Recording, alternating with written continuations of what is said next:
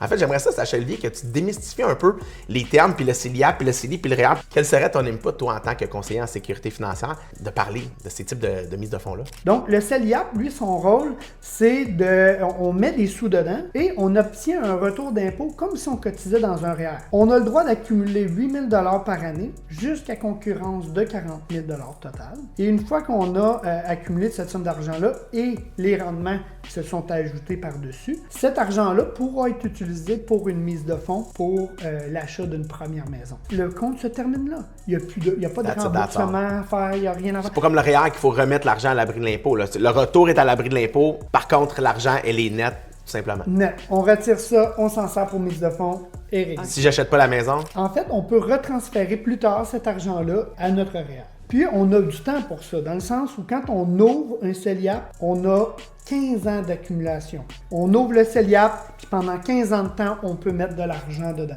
Fait que dans le fond, le meilleur outil, c'est le CELIAP pour quelqu'un qui n'a jamais acheté. Les jeunes et tout ça, ils appellent le conseiller, ils t'appellent, Sacha, il n'y a pas de souci, tu vas tout leur expliquer ça.